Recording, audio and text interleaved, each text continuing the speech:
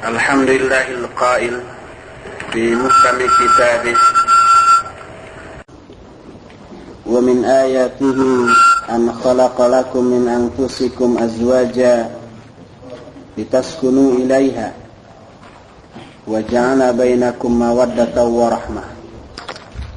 Wassalatu wassalamu ala nabiyhi Muhammadin alladhi warada anhu fima sabata min hadithi tazawwajul wadudal walud fa inni mukathirun bikumul anbiya'a yawmal qiyamah. Wa ba'd. Ikhwati fillah, a'azakumullah. Malam ini merupakan malam pertama kajian kita tentang sebuah buku yang nafis, yang sangat berharga, yang disusun oleh Syekh Muhammad Nasiruddin Al-Albani rahimahullahu ta'ala, yang berjudul Adabuz Zifaf fi Sunnatil Mutahharah. Adab-adab zifaf atau pernikahan menurut sunnah al-mutahharah. Kajian kitab ini atau kajian masalah dalam kitab ini begitu detil dan mendalam serta cukup banyak poin yang dikaji. Sedangkan waktu yang tersedia untuk kita kira-kira 2 atau 3 hari untuk membahas kitab ini. Berdasarkan hal itu, maka dalam pembahasannya nanti saya akan lebih mengutamakan pembahasan tentang poin-poin yang menjadi matan dari kitab ini. Padahal sebenarnya isi kitab ini boleh dikatakan setengah dari kitab ini, bahkan mungkin lebih, berisi hasyiah atau footnote, baik yang menjelaskan takhrij hadis ataupun fawaid dari hadis tersebut, ataupun fiqhul hadis atau ikhtilaf ulama tentang masalah itu. Itunya yang lebih panjang. Namun apabila hal itu pun kita lewatkan, tidak kita bahas, banyak hal yang juga tidak akan kita dapatkan. Oleh karena itulah, maka dalam pembahasan nanti footnote atau penjelasan catatan-catatan kaki yang dirasa perlu akan saya ungkapkan, akan saya bacakan pula. Dan kita usahakan untuk bisa menyelesaikan kajian kitab ini biidznillah. Kemudian sebagaimana biasa, kajian kita ini setiap hissah, setiap sekali muhadharah, untuk inti kajiannya 1 jam. Sisanya nanti kita akan buka untuk tanya jawab. Kira-kira setengah jam atau lihat sikon nanti. Kalau memungkinkan ditambah. Kalau umpamanya begitu selesai muhadharah tidak ada pertanyaan, ya udah tutup. Dan itu lebih baik, lebih singkat. Hal lain yang ingin saya ungkapkan, ada baiknya nanti, ikhwan, saya lupa mengusulkannya kepada panitia, ada baiknya ikhwan juga memegang kitab ini. Sehingga nanti ketika saya baca, ikhwan melihat. Sekaligus belajar cara membaca, cara menerjemahkannya. Sehingga menjadi malaf bagi kita, menjadi semacam file untuk di rumah kita nanti. Tamusel suatu saat kita menyampaikan kepada orang lain. Nah sekarang kan belum tersedia ikhwan. Bisa nanti diusulkan ke panitia, fotokopi besok. Kalau tidak mampu atau tidak sempat seluruhnya, minimal kira-kira 5 lembar dahulu. Kira-kira pas akan dibahas 5 lembar, sehingga lama-lama bisa terkumpul seluruhnya. Manfaatnya, pertama belajar membaca. Tatbiq nahwu sharafnya. Apa tatbiq tuh? Penerapan nahwu sharaf. Juga cara penerjemahan. Juga mungkin ada di antara ikhwan yang sudah menguasai nahwu sharaf, pas saya salah membacanya, salah menerjemahkannya, bisa dikoreksi. Baik salah itu karena memang kejahilan saya, atau salah itu karena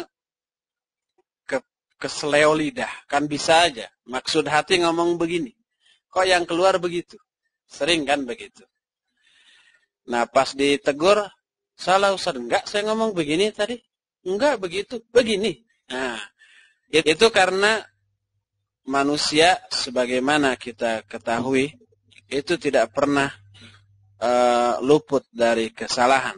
Rasul sallallahu alaihi wasallam menyatakan, kullu bani Adam khatta'un wa khairul khatta'in at-tawabun. Setiap bani Adam itu pasti berbuat salah. Tapi sebaik-baik orang yang berbuat salah adalah yang bertaubat dari kesalahannya. Ikhwan, kalau melihat saya salah, jangan sungkan untuk menegur. Jangan-jangan malu nanti, gengsi, atau marah ditegur. Enggak. Wallahi tidak. Jangan sungkan untuk menegur salah. Dalam membaca, dalam terjemahkan, mengutip ayat, mengutip hadis, jangan sungkan-sungkan. Salah gitu aja. Harusnya begini. Atau di dalam menjawab pertanyaan-pertanyaan nanti, tidak mustahil salah dalam menjawab. Baik kesalahan itu karena kejahilan saya, ataupun karena keseleo lidah tadi. Itu langsung ditegur. Jangan dibiarkan dalam kesalahan. Kalau ikhwan diam ketika melihat saya salah, saya tidak sadar bahwa saya salah, dosa ikhwan yang tahu. Apalagi ini direkam kemudian disebar. Nanti kesalahannya tambah menyebar. Khawatir kita terkena sebuah hadis, man sanna sunnatan sayyi'atan fa'alaihi wizruha wa wizru man amila biha. Hadisnya sahih riwayat Imam Muslim. Siapa orang yang menunjukkan satu jalan kepada jalan kesalahan, dia akan memikul dosa ditambah dengan dosa orang-orang yang mengikuti kesalahan tadi, tanpa dikurangi sedikit pun. Oleh karena itulah, maka sekali lagi jangan sungkan-sungkan untuk menegur ketika melihat saya salah. Kita mulai masuk kepada pembahasan kitab ini. Setelah muallif rahimahullah membuka khutbahnya ini dengan ucapan pembukaan yang saya ungkapkan di awal muhadharah ini, beliau katakan, wa ba'd fa inna liman tazawwaja wa arada ad-dukhula bi ahlihi adaban fil Islam qad dhahala anha aw jahilaha aktsarun nas hatta al-muta'abbidin minhum. فأحببت أن أضع في بيانها هذه الرسالة المفيدة بمناسبة زفاف أحد الأحبة إعانة له ولغيره من الإخوة المؤمنين على القيام بما شرعه سيد المرسلين عن رب العالمين. وعقبتها بالتنبيه على بعض الأمور التي تهم كل متزوج وقد ابتلي بها كثير من الزوجات. Kata Syekh Al-Albani, sesungguhnya bagi orang yang menikah dan ingin menggauli istrinya, ada beberapa adab dalam ajaran Islam yang banyak dilalaikan oleh manusia, atau kebanyakan manusia tidak mengetahui adab-adab tersebut. Sampai orang-orang yang ahli ibadah sekalipun. Oleh karena itu, saya ingin menjelaskan masalah itu dalam risalah yang mufidah ini, yang berkaitan dengan pernikahan salah seorang di antara ikhwah kita.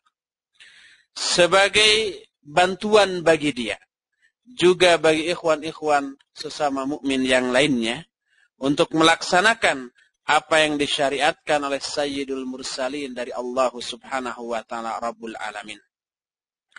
Lalu di belakang penjelasan adab-adab dalam risalah ini, akan saya jelaskan juga beberapa perkara yang harus dijauhi, yang harus diperhatikan oleh setiap orang yang nikah, tetapi perkara-perkara itu telah banyak menimpa kaum muslimin yang sudah menikah. Lalu kata beliau, as'alullah ta'ala ayyanfa biha wa yaj'alaha khalisatan liwajhil karim innahu wal barur rahim. Saya bermohon kepada Allah agar Allah memberikan manfaat dengan risalah ini dan menjadikan risalah ini sebagai amal yang khalisah, yang ikhlas, murni, hanya menginginkan wajah Allah yang mulia, dan sungguhnya Dia Maha berbuat baik dan Maha Rahim. Wal ya'lam anna adab az-zifaf kathirah wa innama ya'nini minha fi hadhihi al-ajalah ma thabata minha fi sunnatil muhammadiyyah mimma la majala li inkariha min haythu isnadiha aw muhawalatu at-tashkik fiha min jihati mabnaha hatta yakuna al-qa'imu biha ala basiratin min dini wa thiqatin min amrih wa inni la arju ay yakhtima Allahu lahu bis-sa'adah jazaa'a iftitahihi hayatahu az-zawjiyyah bimutaba'ati sunnah wa yaj'alahu min ibadihi alladhina wasafahum bi anna min qawlihim Rabbana hablana min azwajina wa dhurriyyatina qurrata a'yun waj'alna lil muttaqina imama wal 'aqibatu lil muttaqin kama qala rabbul alamin innal muttaqina fi dhilalin wa 'uyun wa fawakiha mimma yashtahun kulu washrabu hani'an bima kuntum ta'malun inna kadzalika najzil muhsinin. Dan hendaklah diketahui bahwa adab-adab pernikahan sangat banyak. Yang saya maksudkan dengan adab pernikahan di dalam kesempatan yang tergesa-gesa ini, tergesa-gesa itu maksudnya risalah ini ditulis secara menurut beliau ringkas. Menurut kita detail nanti bisa kita lihat. Yang saya maksud adab-adab sifat ini adalah apa-apa yang ditetapkan di dalam sunnah Muhammad sallallahu alaihi wasallam yang tidak ada majal, tidak ada kesempatan atau tidak ada peluang untuk mengingkarinya.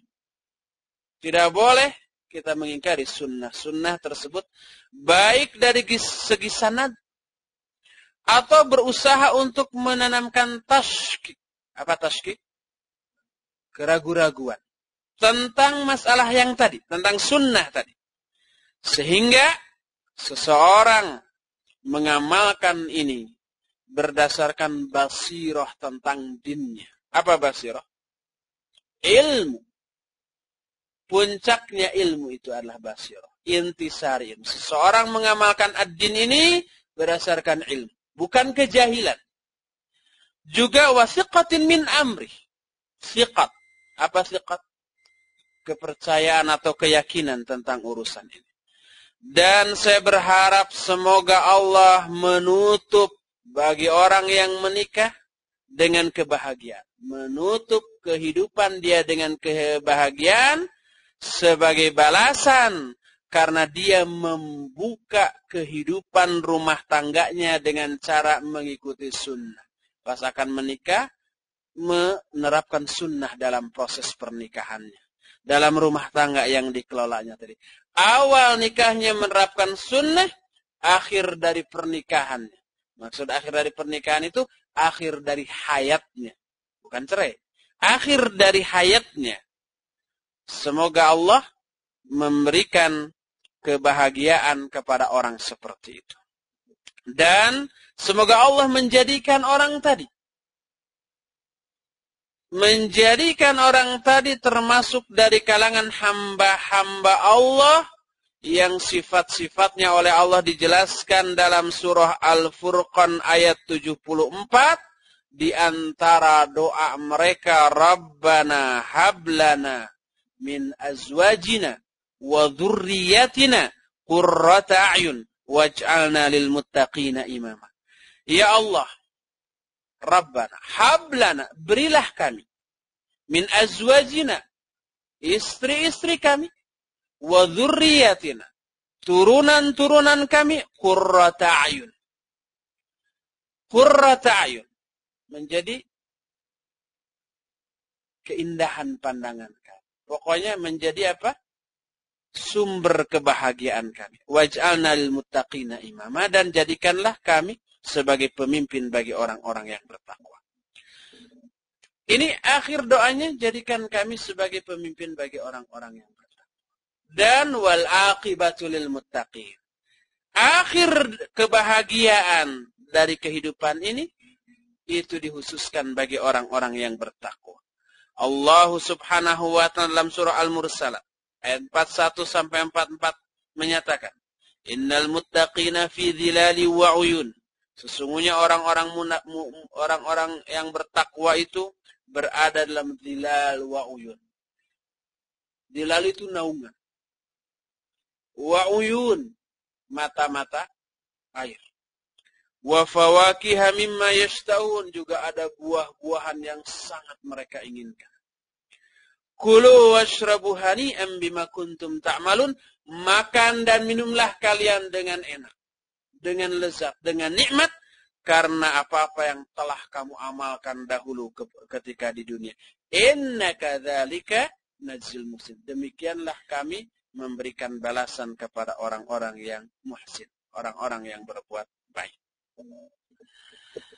Wa hunaka tilkal adab. Adab-adab pernikahan tersebut adalah sebagai berikut. Pertama, terutama bagi pengantin baru.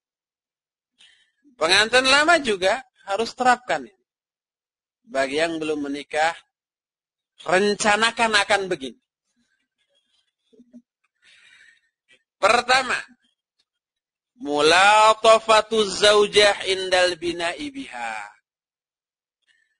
Pertama, mulathafah, bersikap lemah lembut kepada istri ketika bermuamalah dengan istri, ketika bergaul dengan istri. Ini poin pertama. Ketika menjelaskan poin ini, Syekh Muhammad Nasir Al-Albani rahimahullah berkata,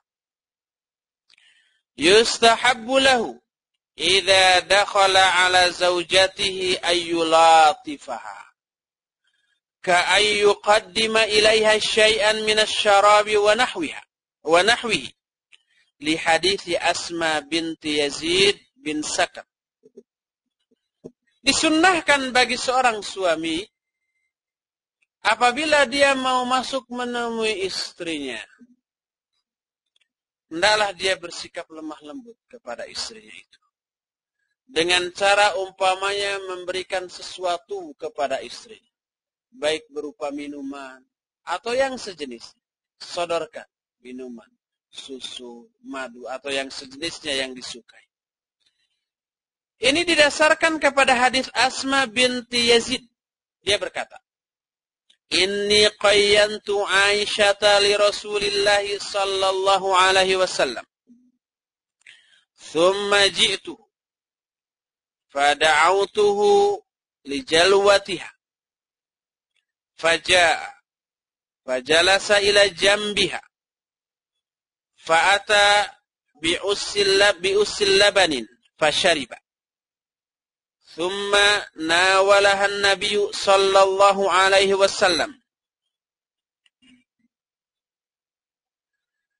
فحفظت رأسها واستحيت. قالت أسماء فانتهرتها وقلت لها خذي من يد النبي صلى الله عليه وسلم. قالت فأخذت فشربت شيئا ثم قال لها النبي صلى الله عليه وسلم أعطي تربك. قالت أسماء فقلت يا رسول الله بل خذه فاشرب منه ثم ناولنياه من يدك. فأخذه فشرب منه ثم ناولنياه. قالت فجلست ثم وضعته على قالت فجلست ثم وضعته على ركبتي ثم طفقت أديره وأتبعه بشفتي لأصيب منه شرب النبي صلى الله عليه وسلم. ثم قال لنسوة عندي ناوليهن فقلنا لا نشتهي. فقال النبي صلى الله عليه وسلم لا تجمعنا جوعا وكذبا.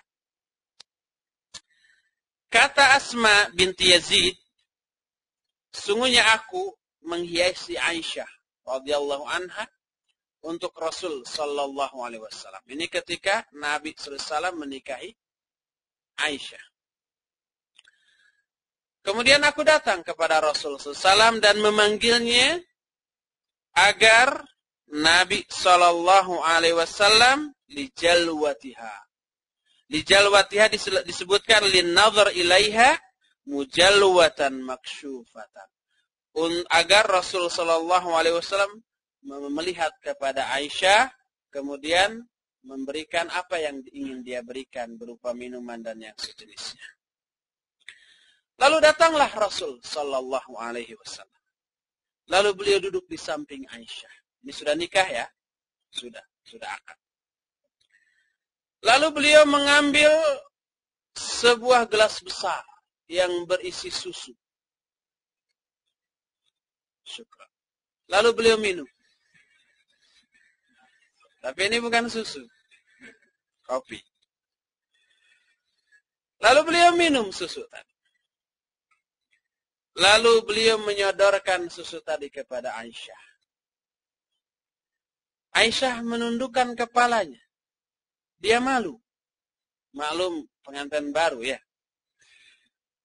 Lalu kata Asma, aku bentak Aisyah. Lalu aku berkata kepada Aisyah, ambil dari tangan Rasul sallallahu alaihi wasallam. Lalu kata Asma, Aisyah pun mengambil gelas itu. Lalu dia minum sedikit. Kemudian Rasul sallallahu alaihi wasallam berkata kepada Aisyah, berikan kawanmu itu. Yang dimaksud kawan Aisyah itu adalah Asma ini. Maka Asma berkata, wahai Rasulullah, tidak. Bahkan ambil olehmu. Minum olehmu.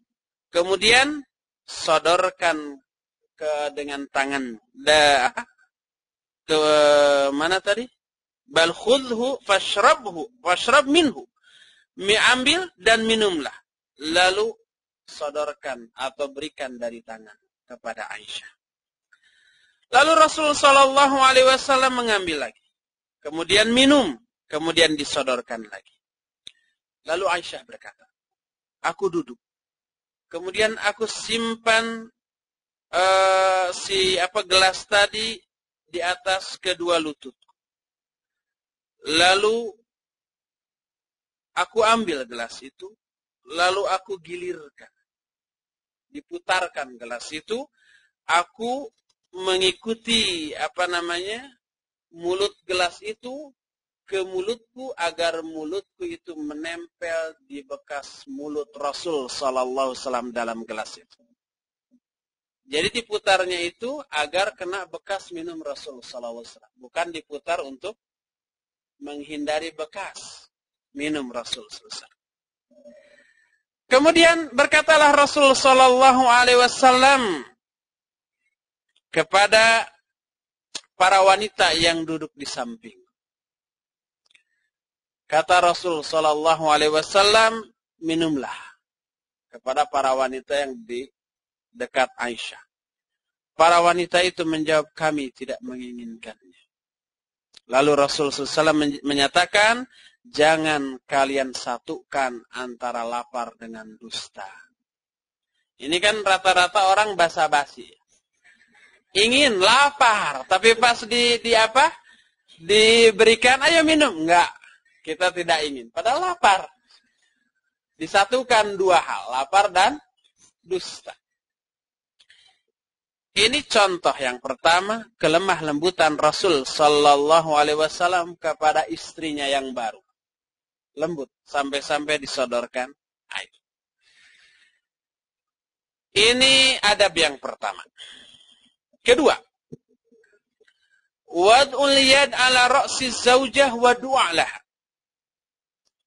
Kedua, si suami pengantin laki-laki meletakkan tangannya ke atas kepala istrinya lalu mendoakannya.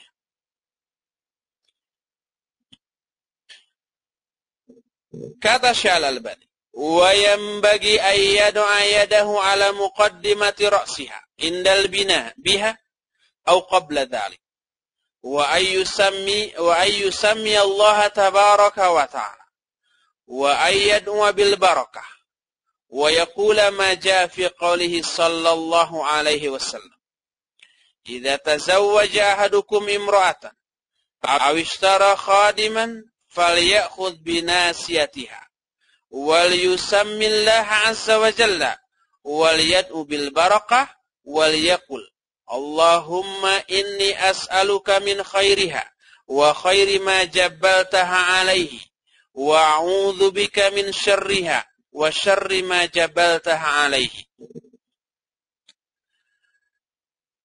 Si suami harus meletakkan tangannya di bagian awal kepalanya, bagian depan kepalanya ketika akan menggauli istrinya atau sebelum itu. Lalu dia menyebut nama Allah tabaraka wa ta'ala dan mendoakan agar mendapatkan barokah. Dia harus mengucapkan doa sebagaimana yang terdapat dalam hadis Rasul sallallahu alaihi wasallam. Beliau bersabda, apabila salah seorang di antara kalian menikahi seorang wanita atau membeli seorang budak, seorang hamba sahaya. Hamba sahaya halal. Berdasarkan ayat, illa ala azwajihim au ma malakat aymanuhum.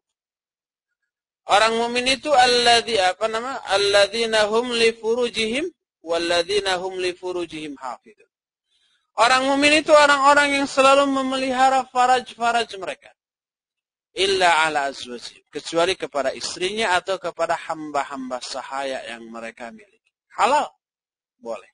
Nanti hadis-hadisnya banyak mengungkap hal itu. Jadi, apabila salah seorang di antara kalian menikahi seorang wanita atau membeli seorang hamba sahaya, maka peganglah ubun-ubunnya. Lalu sebutlah nama Allah Azza wa Jalla. Lalu doakanlah agar mendapatkan barokah.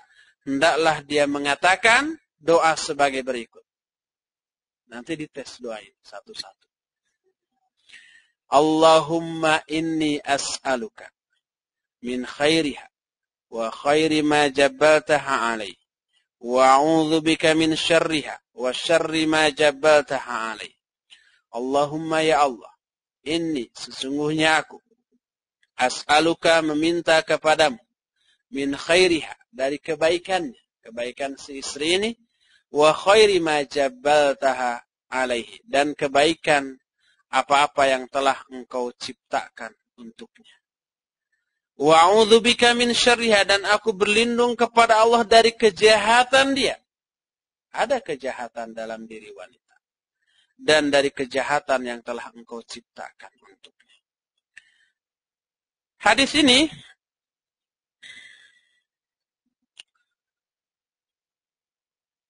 sahih diriwayatkan oleh Imam Bukhari, Imam Abu Daud, Ibnu Majah, Al-Hakim dan yang lain-lainnya. Demikian pula kata Syekh Al-Albani, wa idza ishtara ba'iran falyakhudh bi dhirwati sanami wal yaqul mithla dzalik. Apabila seseorang membeli unta, maka peganglah dirwati sanami, puncak pungguknya. Unta kan suka ada punduknya ya, puncaknya dirwati sanami. Pegang itu dan ucapkan doa ini pula. Jadi tidak hanya untuk istri, untuk unta juga ini berlaku. Lalu bagaimana kalau kita membeli kendaraan, mobil, atau motor, atau sepeda? Apa ini juga berlaku? Berkata Syekh Muhammad Nasiruddin Al-Albani rahimahullah, kata beliau, qultu wa fil hadits dalilun ala anna Allah khaliqul khairi wasyarr khilafan liman yaqulu minal mu'tazilah wa ghairihim bi anna syarra laysa min khalqihi tabaraka wa ta'ala wa laysa fi kaunillahi khaliqan lisyarr ma yunafi kamalahu ta'ala bal huwa min kamalihi tabaraka wa ta'ala wa tafsilu dhalik fil mutawalat wa min ahsaniha kitab Shifa'ul Alil fil Qada'i wal Qadari wat Ta'lil li Ibn al-Qayyim falyuraji'hu man syaa. Wa hal yushra'u hadha ad-du'a fi shira'i mithli as-sayyarah? Wa jawabi na'am lima yurja min khairiha wa yukhsha min syarriha. Kata Syekh Al-Albani di dalam hadis ini, hadis ketika mendoakan istri dan berlindung dari kejahatan istri, terdapat dalil bahwa Allah pencipta kebaikan sekaligus keburukan. Siapa yang menciptakan kejahatan dan keburukan? Allah subhanahu wa ta'ala. Ini akidah Ahlus Sunnah wal Jamaah. Berbeda dengan akidah Mu'tazilah dan yang lain-lainnya. Habis. Bahwa mereka mengatakan kejelekan itu bukan ciptaan Allah tabaraka wa ta'ala. Kata Mu'tazilah. Sama dengan Majusi yang menyatakan bahwa kejelekan itu ciptaan syaitan. Sama juga dengan Qadariyah yang menyatakan bahwa di dunia ini ada pencipta lain selain Allah subhanahu wa ta'ala. Hanya Qadariyah itu menyatakan pencipta lain adalah kita, makhluk. Manusia, setan, binatang. Apa yang diciptakan oleh kita? Amal-amal kita. Perbuatan kita, ciptaan kita. Itu kata Qadariyah. Kata Ahlus Sunnah enggak. Semuanya amal kita ciptaan Allah. Keburukan pun ciptaan Allah. Berdasarkan hadis ini. Hadis yang menyatakan a'udzubika min syarriha wa syarri ma jabataha alaih. Aku berlindung kepada Allah, kepadamu ya Allah dari kejahatan istriku ini dan kejahatan apa-apa yang telah engkau ciptakan. Allah telah menciptakan kejahatan itu. Jadi Mu'tazilah menyatakan bahwa syar atau kejahatan bukan ciptaan Allah. Hadis ini menyatakan kejahatan pun ciptaan Allah. Tetapi Allah pencipta kejahatan ini tidak menafikan kesempurnaan Allah subhanahu wa ta'ala. Apa menafikan? Meniadakan, menolak. Tidak berarti Allah tidak sempurna, tapi bahkan itu salah satu bukti kesempurnaan Allah subhanahu wa ta'ala. Kenapa Qadariyah disebut majusinya umat ini? Karena Majusi berkeyakinan kejahatan, kekufuran, kemusyrikan dan seterusnya ciptaan syaitan. Allah hanya menciptakan kebaikan. Majusi berkeyakinan ada dua pencipta, Allah dan syaitan. Qadariyah juga begitu. Dua pencipta, Allah pencipta kita. Dan kita pencipta amal-amal kita sendiri. Padahal Allah menyatakan, Allah yang menciptakan kamu. Wa ma ta'malun. Huwallazi khalaqakum wa ma ta'malun. Allah yang menciptakan kalian. Dan menciptakan amal-amal kalian. Kita ciptaan Allah. Amal kita duduk di sini. Ini amal kita. Ciptaan siapa? Ciptaan Allah. Kita sholat. Kita yang melakukan sholat. Sholat itu yang kita lakukan ciptaan Allah Subhanahu wa ta'ala. Tapi kan yang melakukannya kita, yang mengerjakannya kita. Kenapa disebut ciptaan Allah Subhanahu wa ta'ala? Sebab dijelaskan oleh para ulama. Di antara Syekh Muhammad Khalil Haras dalam Syarah Al-Aqidah Al-Wasithiyah. Beliau menjelaskan bahwa lahirnya suatu amal, suatu perbuatan, sebabkan karena dua hal. Pertama adanya masyiah. Apa masyiah? Iradah, keinginan. Kenapa kita sholat? Sebab ingin sholat. Kedua adanya istita'ah. Apa istita'ah? Kemampuan. Kenapa kita sholat? Pertama kita ingin. Kedua kita mampu. Mampu dari segi waktu, dari segi kesehatan, dari segala segi kita mampu. Dan ingin. Kenapa orang tersebut tidak sholat? Mungkin ingin, tapi nggak mampu, sibuk oleh urusan dunia. Nggak sempat waktunya. Atau mampu, salse, relax, santai, nggak ada keperluan apa-apa, tapi nggak ingin. Males kan begitu. Karena tidak ada keinginan, walaupun ada kemampuan, tidak jadi sholat. Kita sholat karena kita ingin dan mampu. Kita datang ke sini, ke daurah ini. Pertama kita ingin ikut daurah. Ingin mendengar adabul sifat. Sebagai bekal nanti. Dan juga mampu dari segi kesehatan kita sehat. Banyak yang ingin ke sini nggak mampu karena terbaring di kamarnya sakit. Mencret dan seterusnya. Atau mampu dari segi kesehatan, nggak mampu segi waktu kerja. Mampu dari segi waktu, dari segi kesehatan, nggak punya duit. Harus bayar 20.000, mahal banget. Murah padahal ya, 20.000. Ongkosnya juga sekian. Nah, yang hadir di sini mampu juga ingin. Jadi lahirnya satu amal, satu perbuatan karena dua hal ini. Ia adanya masyiah atau iradah atau keinginan, ia adanya istita'ah atau kemampuan. Kita usut lagi. Siapa yang memberi keinginan kepada kita? Kenapa tiba-tiba kita ingin sholat? Ingin hadir, ingin berangkat, ingin itu, ingin itu. Siapa yang memberi keinginan? Allah Subhanahu wa ta'ala. At-Takwir ayat terakhir. Atau dalam surah Al-Insan juga ada. Allah menyatakan, wa ma tasha'una illa ayyasha Allahu Rabbul Alamin. Kalian tidak akan punya masyiah, tidak akan punya keinginan kecuali Allah yang menginginkan kalian punya keinginan seperti itu. Allah yang memberi keinginan. Kenapa kita ingin ke sini? Allah yang memberi. Kenapa kita ingin salat? Allah yang memberi. Kenapa kita ingin mengamalkan ini? Allah yang memberikan keinginan. Oh, kita punya keinginan itu Allah yang memberi. Kalau Allah tidak memberi, kita nggak akan punya keinginan. Kedua, istita'ah. Siapa yang memberi istita'ah, kemampuan kepada kita?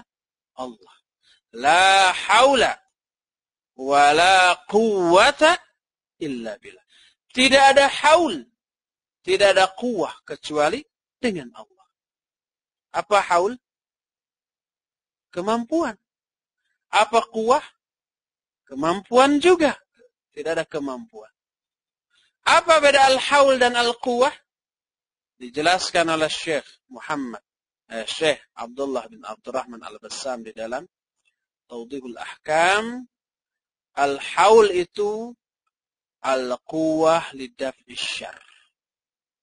Al-haul itu adalah kemampuan, kekuatan untuk menolak segala macam kejelekan. Sedangkan al-quwwah adalah istita'ah li jalbin naf'. Al-quwwah itu kemampuan untuk meraih hal-hal yang manfaat. Dua-duanya bermakna kemampuan. Haul atau quwwah, kemampuan baik untuk menolak yang mafsadat, menolak yang jelek, ataupun kemampuan untuk meraih yang manfaat. Semuanya bersumber dari Allah. Kenapa kita sehat, kenapa kita punya duit, punya ongkos, kenapa kita punya banyak waktu luang sehingga hadir di sini, semuanya itu diberikan oleh Allah Subhanahu wa taala kepada kita. Kalau Allah tidak memberikan, diberi sakit, nggak bisa hadir. Diberi muncrut, nggak bisa hadir juga. Diberi kesibukan, nggak bisa hadir juga. Pokoknya tidak diberi kemampuan untuk kesini, nggak akan bisa datang ke sini. Jadi istita'ah atau kemampuan juga Allah yang memberikan. Kalau begitu, kalau masyiah atau iradah dan istita'ah Allah yang memberikan. Karena dua hal inilah lahir amalan, pantas kalau amalan itu ciptaan Allah Subhanahu wa taala. Bagaimana cara Allah menciptakan amalan yang kita lakukan? Caranya kita diberi masyiah, diberi istita'ah, karena dua hal ini lahirlah amalan. Ciptaan Allah Subhanahu wa taala. Nah, masyiah dan istita'ah yang Allah berikan kepada kita, itulah yang disebut taufik. Ya, Allah memberi taufik kepada kita. Sehingga karena taufik itu kita sholat, kita saum, kita ibadah, dan seterusnya.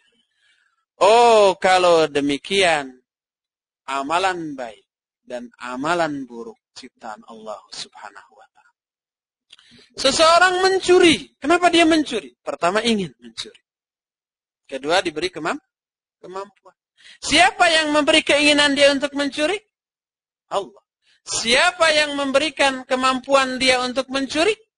Allah Subhanahu wa taala. Lahir perbuatan mencuri. Baik atau buruk itu? Buruk. Ciptaan Allah Subhanahu wa taala. Sebab Allah yang memberi keinginan. Allah yang memberi kepada dia kemampuan.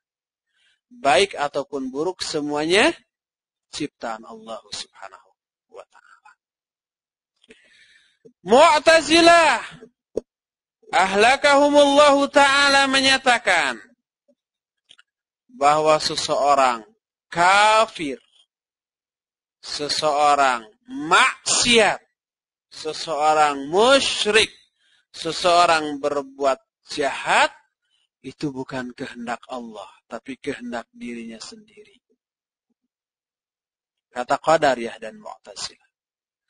Kata Ahlussunnah, seseorang kafir, seseorang musyrik, seseorang berbuat maksiat, kehendak Allah Subhanahu wa ta'ala. Ayat banyak dalam Al-Quranul Karim. Umpamanya contoh dalam yang seringkali dijadikan pembuka khutbah. May yahdihillah fala mudhillalah wa may yudlil fala hadiyalah. Siapa orang yang sudah diberi hidayah oleh Allah, tidak akan ada seorang pun yang bisa menyesatkan. Dan siapa orang yang disesatkan oleh Allah, wa may yudlil, siapa yang disesatkan oleh Allah, fala hadiyalah. Tidak ada seorang pun yang bisa memberikan hidayah kepadanya. Jadi siapa yang menyesatkan seseorang? Allah Subhanahu wa ta'ala. Kata Qadariyah dan Mu'tazilah, kalau memang kufur atau musyrik atau maksiatnya seseorang merupakan kehendak Allah Subhanahu wa ta'ala, betapa tidak adilnya Allah menyesatkan orang itu. Dia menimbang adil itu menurut ukuran dirinya sendiri. Padahal adil menurut manusia dengan adil menurut Allah beda. Jangankan menurut Allah. Adil menurut seorang manusia dengan orang lain beda. Tidak sama ya. Tidak sama. Umpamanya 3 orang anak, 1 SD, 1 SMP, 1 SMA. Satu lagi lah mahasiswa. Diberi untuk ongkos ke sekolah nih 1.000 masing-masing. Adil tidak? Tidak adil. Kenapa? Karena kebutuhannya berbeda. Berbeda. SD mas 100 perak juga jalan. Mahasiswa dikasih 1.000 manyun. Tidak adil. Maka dijawab oleh para ulama ahlus sunnah wal jamaah. Andai, ini andai loh. Kufur atau syirik atau maksiatnya seseorang itu bukan kehendak Allah, betapa lemahnya Allah. Kenapa disebut betapa lemahnya Allah? Ada 2 alasan. Alasan yang pertama, kalau Allah tidak menghendaki kekufuran, tidak menghendaki kemaksiatan, kenyataannya kekufuran dan kemaksiatan itu terjadi. Terjadi tidak? Terjadi. Betapa lemahnya Allah di daerah kekuasaannya terjadi sesuatu yang tidak dia inginkan. Lemah banget. Kenapa tidak dicegah saja oleh Allah Subhanahu wa ta'ala? Ini alasan pertama. Kedua, lemahnya Allah apabila kekufuran kemusyrikan bukan kehendak Allah, terlihat dari kalahnya keinginan Allah oleh keinginan makhluk. Allah umpama menginginkan semua manusia beriman. Ya. Tapi orang kafir menginginkan dirinya kafir. Allah ingin dia beriman, dia menginginkan dirinya kafir. Siapa yang menang? Dia. Karena kenyataannya dia kafir. Kehendak Allah kalah oleh kehendak manusia. Lemah niat Allah Subhanahu wa ta'ala. Karena 2 alasan itu, tidak mungkin kufur, musyrik, maksiatnya seorang itu bukan kehendak Allah Subhanahu wa ta'ala. Allah Subhanahu wa ta'ala menyatakan, walau syi'na la'ataina kulla nafsin hudaha walakin haqqal qawlu minni la'amla'anna jahannama minal jinnati wan nasi ajma'in. Surah apa, Cing? Surah As-Sajdah. Walau syi'na, seandainya kami menghendaki, la'ataina kulla nafsin hudaha, pasti setiap jiwa itu kami beri hidayah. Kalau Allah menghendaki semua manusia beriman, gampang, kasih semua hidayah. Kalau Allah menghendaki, tapi Allah tidak menghendaki.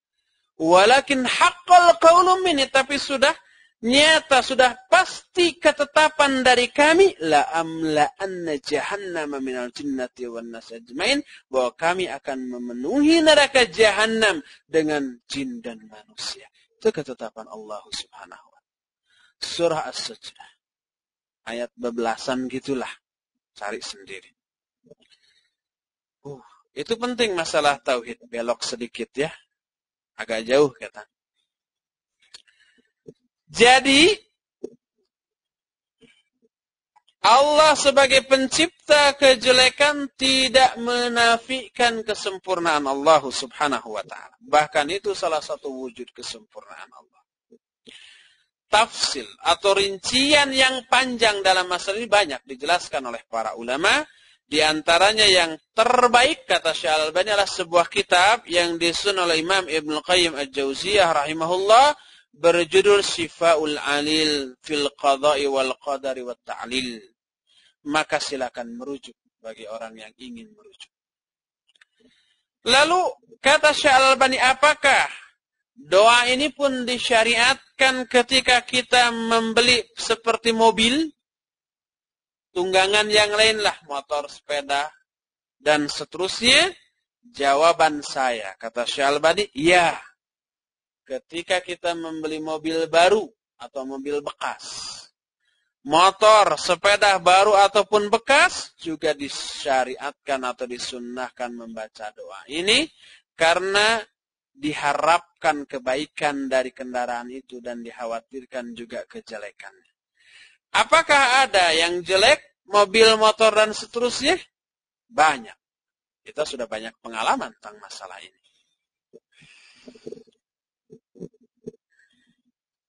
Jadi yang kedua, adab yang kedua adalah mendoakan istri dengan cara memegang apanya?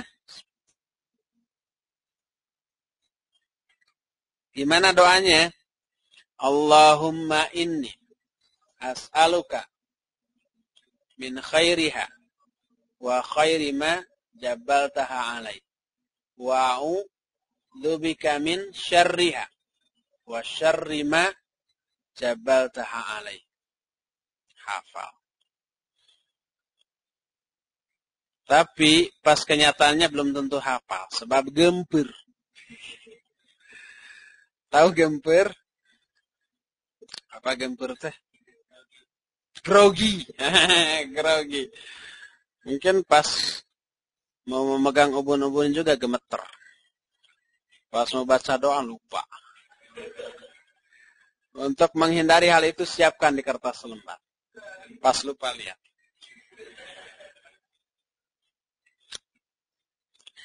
Adab ketiga. Salatuz zaujaini ma'an. Salat bareng suami istri. Ini bukan salat fardhu, sunnah. Wa yustahabbu lahum an yusalli rak'ataini ma'an. Li'annahu manqulun 'anis salaf. Wa fihi atharan. Disunnahkan bagi suami istri untuk salat 2 rakaat bersama-sama setelah menikah ya. Karena hal ini manqul dari generasi salafus saleh. Tentang hal ini ada 2 asar. Pertama, an Abi Sa'idin maula Abi Usaid. Dari Abu Sa'id maula Abu Usaid dia berkata, tazawwajtu wa ana mamluk. Fada'autu nafaran min ashabin Nabi sallallahu alaihi wasallam. Fihim Ibnu Mas'ud wa Abu Dzar wa Hudzaifah. قال وأقيمت الصلاة قال فذهب أبو ذر ليتقدم فقالوا إليك قال أو كذلك قالوا نعم قال فتقدمت بهم وأنا عبد مملوك وعلموني فقالوا إذا دخل عليك أهلك فصل ركعتين ثم صل الله من خير ما دخل عليك وتعوذ به من شره ثم شأنك وشأن أهلك وشأن أهلك.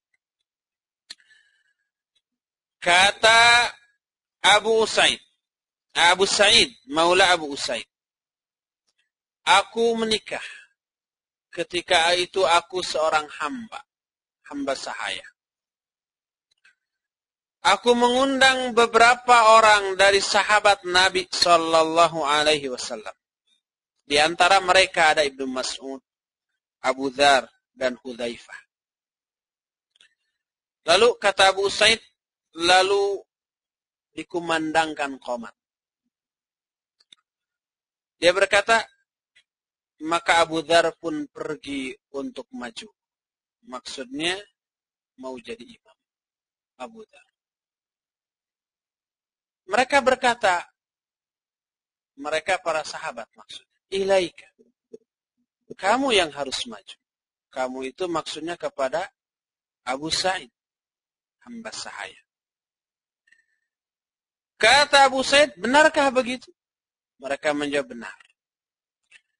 Maka Abu Sa'id menyatakan, saya pun maju mengimami mereka, padahal aku adalah hamba sahaya. Kata Syekh Al-Albani, yushiruna bidzalik ila anna az-za'ira la ya'ummul mazur fi baitihi illa an ya'dhana lah liqaulihi sallallahu alaihi wasallam wa la yu'ammur rajulu fi baitihi wa la fi sultani. Para sahabat menyatakan hal demikian itu mengisyaratkan bahwa orang yang sedang berkunjung tidak boleh menjadi imam bagi orang yang dikunjunginya. Tamu tidak boleh menjadi imam bagi pribumi di rumahnya, kecuali apabila diizinkan. Berdasarkan sabda Nabi Sallallahu Alaihi Wasallam, bahwa seseorang tidak boleh diimami di rumahnya ataupun di daerah kekuasaannya. Hadis ini diriwayatkan oleh Imam Muslim dan juga Imam Abu Awanah dalam dua kitab sahihnya, dan ini pun terdapat dalam Sunan Abu Daud, dan Syekh Al-Albani memasukkan dalam Sahih Abu Daud. Lalu kata Abu Sa'id, lalu para sahabat mengajariku. Mereka berkata, bila istrimu masuk menemuimu, salatlah 2 rakaat. Kemudian mintalah kepada Allah dari kebaikan istrimu yang memasukimu itu. Dan berlindunglah kepada Allah dari kejahatannya. Kemudian setelah itu urusanmu dan urusan istri. Khalas. Hadis ini dikeluarkan Imam Abu Bakar bin Abi Syaibah dalam kitab Al-Musannafnya. Dan sanad hadis ini sahih. Sampai kepada Abu Sa'id. Ini asar yang pertama tentang disyariatkannya sholat 2 rakaat setelah menikah. Asar yang kedua, Ja'a rajulun yuqalu lahu Abu Haris. Faqala inni tazawwajtu jariyatan syabah bikran. Wa inni akhafu an tafrikani. Faqala Abdullah yakni Ibnu Mas'ud.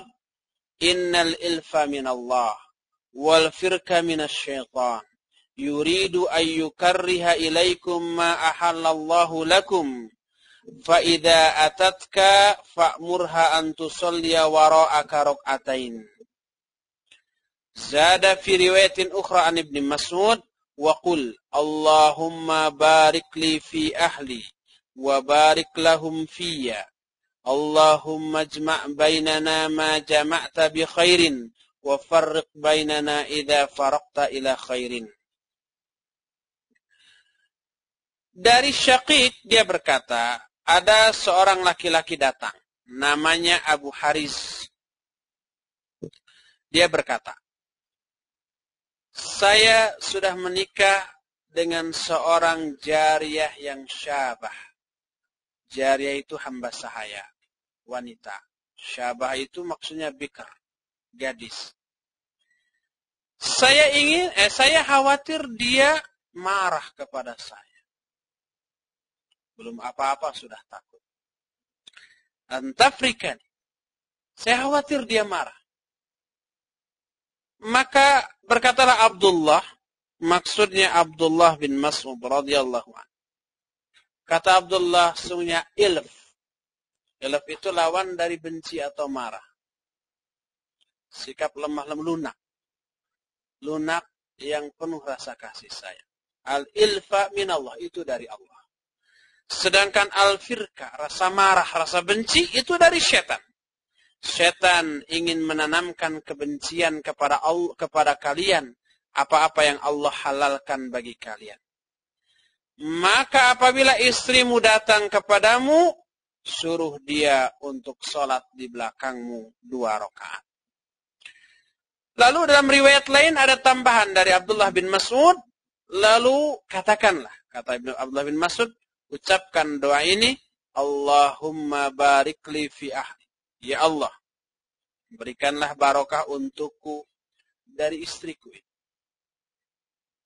Wa barik lahum fiyya, dan berikan barokah kepada mereka dariku. Ya Allah, satukan antara kami ma jama'ta bi khairin, dengan cara menyatu ma jama'ta bi khairin, satukan antara kami ma jama'ta bi khairin, sebagaimana telah engkau satukan dengan kebaikan. Dan pisahkan antara kami apabila engkau pisahkan kami kepada kebaikan. Ini dua asar yang menjelaskan disunnahkannya sholat 2 rakaat bagi pengantin baru. Itu adab yang keberapa? Ketiga. Keempat. Ma yaqulu hina yujami'uha. Doa apa yang harus dibaca ketika akan menggauli istri? Wa yanbaghi an yaqula hina ya'ti ahlah. Ketika akan mendatangi istrinya, hendaklah berdoa sebagai berikut. Bismillahi Allahumma janibna syaitana wa jannibi syaitana ma razaqtana. Bismillah dengan nama Allah. Allahumma ya Allah, janibna, jauhkan kami. Asyaitana, dari syaitan. Wa jannibi syaitana, dan jauhkan syaitan dari kami. Ma razaqtana, jauhkan setan dari apa-apa yang akan atau yang engkau rizkikan kepada kami. Maksudnya anak. Jauhkan setan dari anak kami. Kata Rasul sallallahu alaihi wasallam, fa in qadallahu bainahuma waladan lam yadurruhu syaitanu abadan. Kalau Allah mentakdirkan akan menjadikan anak dari hasil hubungan yang didoai tadi, yang diawali dengan doa tadi, maka setan tidak akan memadaratkan kepada anak itu selama-lamanya. Jadi penting membaca ini demi kepentingan anak kita. Sehingga anak kitanya nanti tidak akan diganggu tidak akan dimadaratkan oleh setan. Baca doa tadi. Ini doa kedua ya. Setelah doa tadi, memegang ubun-ubun, doa, lalu akan menggaulinya juga doa ini. 2. Nanti dites 2 doa ini. Ulangi. Bismillahi Allahumma jannibna syaitana wa jannibi syaitana ma razaqtana. Bismillahi Allahumma jannibna syaitana wa jannibi syaitana ma razaqtana. Kalau bujang belum hafal wajarlah. Tapi kalau nanti sudah ada yang sudah menikah nggak hafal ini, keterlaluan ini. Ngapain aja selama ini?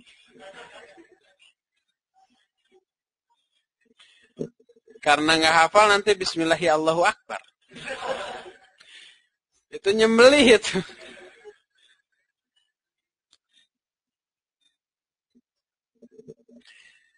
Kelima, adab kelima. Ini bagian yang seru. Kaifa ya'tiha? Bagaimana cara menggauli istri? Kata Syekh Al-Albani ketika menjelaskan poin ini, wa yajuzu lahu ay ya'tiha min fi qubuliha min ayyi jihatin sya'a, min khalfiha aw min amamiha. Liqaulillahi tabaraka wa ta'ala, nisa'ukum harthul lakum fa'tu harthakum anna syi'tum, ay kaifa syi'tum, muqbilatan wa mudbiratan. Wa fi dzalika ahadits aktafi bi isnaini minha. Boleh bagi seorang suami untuk menggauli istrinya, tapi pada farajnya, dari arah mana saja yang dia kehendaki, baik dari belakang ataupun dari depan, asal pada farajnya. Ini berdasarkan firman Allah tabaraka wa ta'ala dalam Al-Quran, nisa'ukum harthul lakum. Istri-istri kalian itu ladang-ladang kalian. Maka datangilah ladang-ladang kalian ini anna syi'tum, sekehendak kalian. Kaifa syi'tum, bagaimanapun caranya terserah, asal pada ladangnya. Maksudnya muqbilatan wa mudbiratan, baik dari depan ataupun dari belakang. Tentang masalah ini ada hadis, beberapa hadis yang menjelaskan, tapi kita cukupkan membahas 2 hadis saja di antara hadis-hadis itu.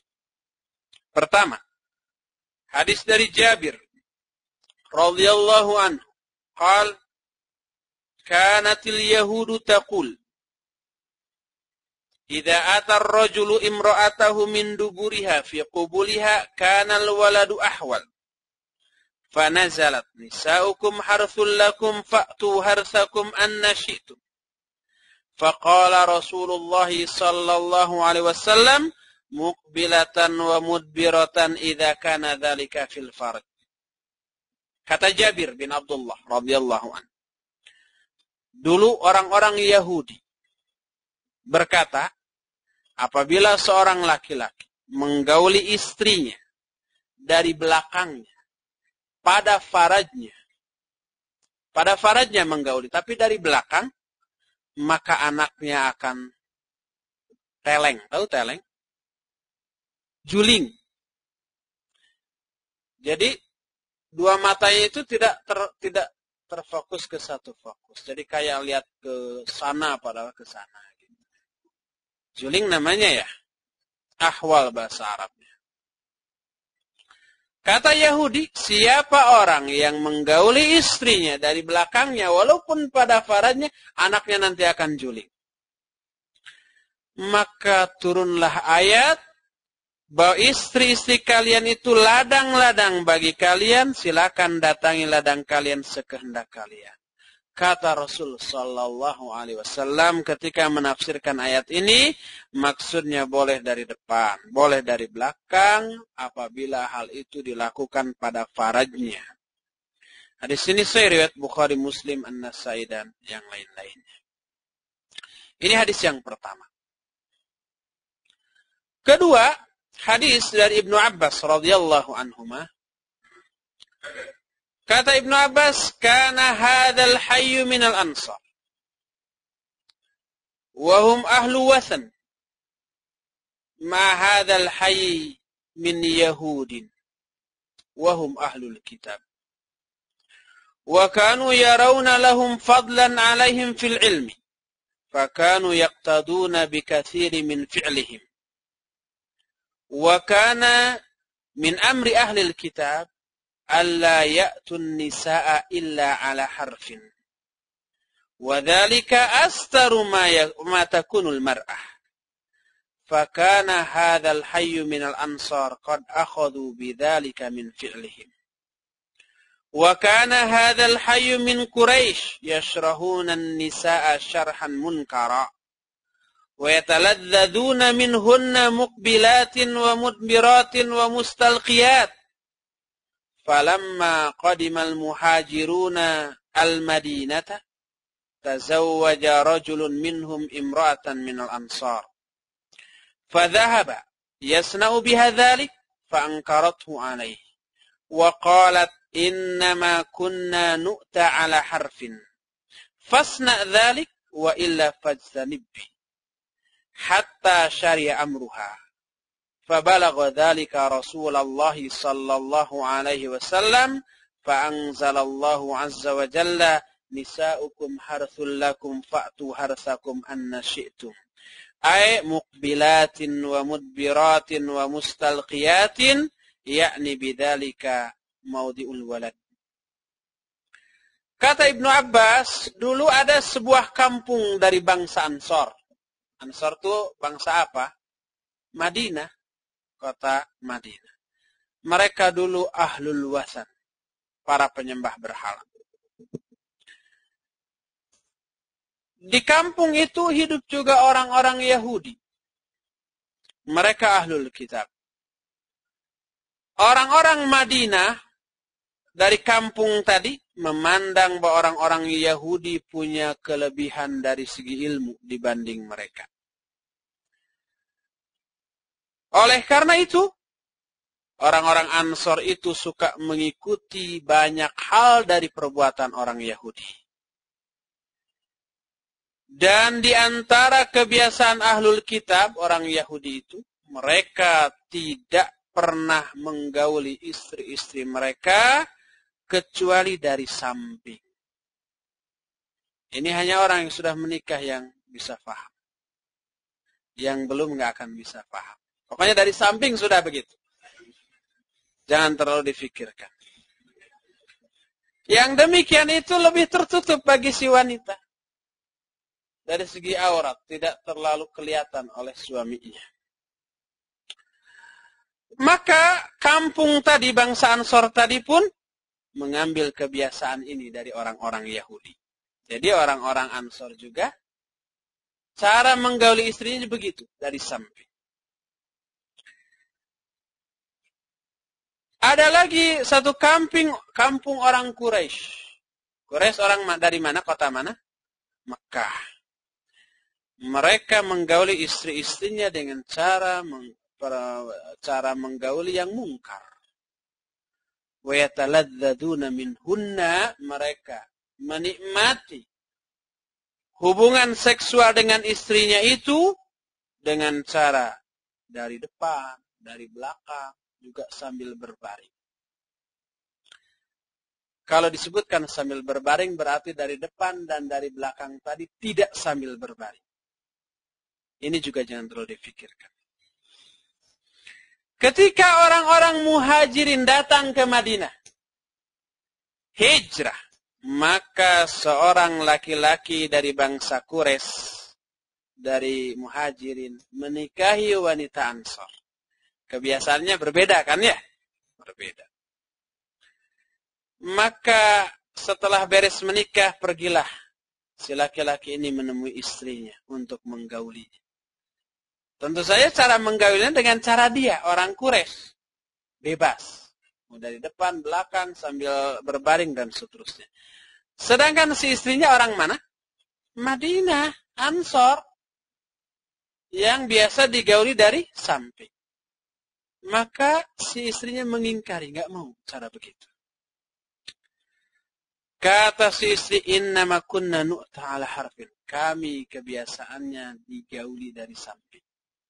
Ini baru nikah loh. Gadis sudah tahu bahwa di Madinah itu begitu caranya. Sudah muntasyir. Apa muntasyir? Sudah menyebar berita cara menggauli di Ansor itu seperti itu. Innama kunna nu'ta ala harfin. Kata istri, fasna dzalik wa illa fajtanib. Kalau mau silakan caranya begitu, kalau enggak mau jauhi saya. Pengantin baru, malam pertama sudah bertengkar begitu. Hatta syari'a amruha, sampai urusannya gede. Disebutkan hatta syari'a amruha itu ay azuma wa tafaqama, sampai urusannya besar dan saling marah, murka. Saling tidak enak antara keduanya. Maka sampailah berita itu kepada Rasul sallallahu alaihi wasallam. Lalu turunlah Allah Subhanahu wa taala menurunkan ayat nisaukum harthul lakum fa'tu harsakum anna syi'tum, bahwa wanita-wanita kalian, istri-istri kalian itu ladang-ladang bagi kalian. Silakan kalian datangi istri-istri ladang-ladang kalian sekehendak kalian. Maksudnya baik dari depan, dari belakang ataupun sambil berbaling. Asal semua itu fi maudhi'il walad, pada tempat keluarnya anak, yaitu pada faradnya. Hadis ini keluar Imam Abu Daud, Al-Hakim, Al-Baihaqi dan yang lain-lainnya. Kata Syekh Albani sanadnya hasan dan disahihkan oleh Al-Hakim, dan kata Al-Hakim hadis ini sahih berdasarkan syarat Muslim, disepakati oleh Imam Ad-Dahabi, dan hadis ini pun mempunyai syawahid, mempunyai beberapa penguat. Ini yang kelima, cara mendatangi istri. Cara menggauli boleh dari depan, boleh dari belakang, pokoknya bebas, asal pada faradnya.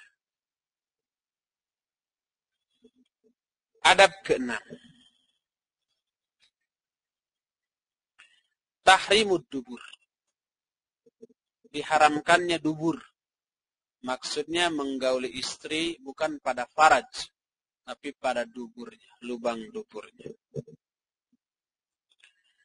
Kata Syalalbani, wa yuhramu alaihi ayyatiha fi duburiha limafhumil ayatis sabiqah. Nisaukum harthul lakum fa'tu harthakum anna syi'tum. Diharamkan bagi seorang suami menggauli istri pada duburnya berdasarkan pemahaman ayat yang tadi bahwa wanita-wanita kalian itu ladang-ladang bagi kalian, datangi ladang kalian itu sekehendak kalian asal pada ladang. Hadis yang berkaitan dengan ini juga sudah dijelaskan tadi, tapi ada hadis-hadis lain. Disebutkan beberapa hadis, di antaranya kira-kira ada 6 hadis. Pertama, an Ummi Salamah radhiyallahu anha qalat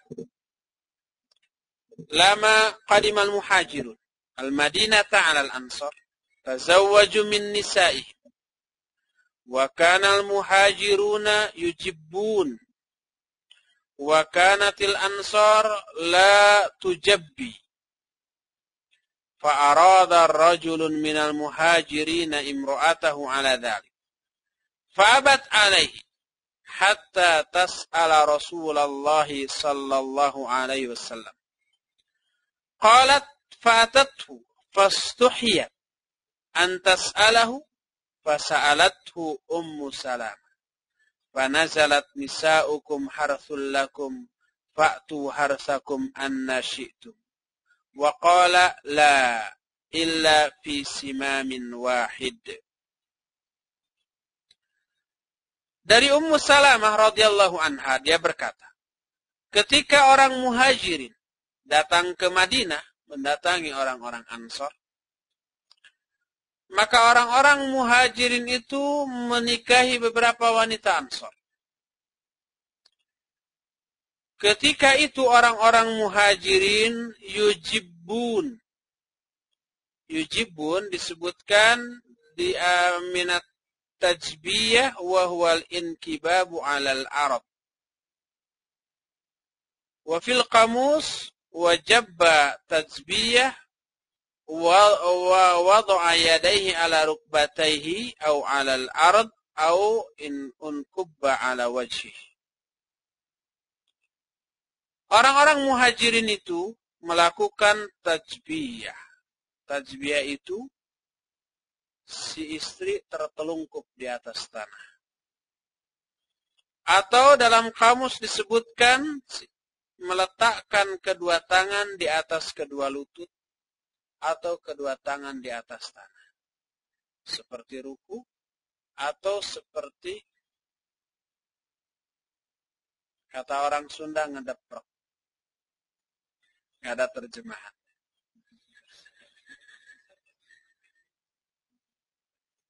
Mendeprok. Itu orang muhajirin. Sedangkan orang Ansor tidak begitu. Tidak pernah begitu. Tadi sudah dijelaskan dalam hadis yang lalu, orang Ansor, wanita-wanita biasa digauli dari sebelah, dari samping. Maka laki-laki dari kalangan muhajirin menginginkan menggauli istrinya dengan cara seperti itu. Menelungkup istrinya. Maka si istrinya menolak. Sehingga bertanya dulu kepada Rasul sallallahu alaihi wasallam. Lalu istrinya ini datang kepada Rasul sallallahu tapi malu untuk bertanya. Ini kan privasi sekali ya, pribadi sekali. Maka ditanyakanlah oleh Ummu Salamah. Ketika ditanyakan, turun ayat ini. Nisa'ukum harthul lakum fa'tu harthakum anna syi'tum. Bahwa wanita-wanita kalian, istri-istri kalian itu adalah ladang bagi kalian, maka datangi ladang kalian sekehendak kalian. Lalu Rasul SAW menyatakan tidak boleh itu kecuali fi simamin wahid kalau dilakukan pada satu jalan. Maksudnya satu jalan itu adalah hanya pada faradnya. Hadis ini diriwayatkan Imam Ahmad, At-Tirmidzi, Abu Ya'la, Ibnu Abi Hatim, dan yang lain-lainnya. Dan sanadnya sahih berdasarkan syarat Muslim.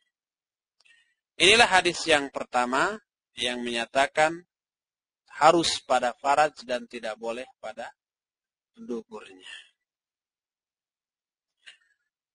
Insyaallah nanti hadis-hadis yang lainnya yang kedua, ketiga sampai keenam akan kita lanjutkan besok ya. Sekarang sampai di sini dulu dan kita masih punya waktu untuk bertanya jawab tentang masalah tadi bila ada yang ingin ditanyakan. Alhamdulillah rabbil alamin. Silakan.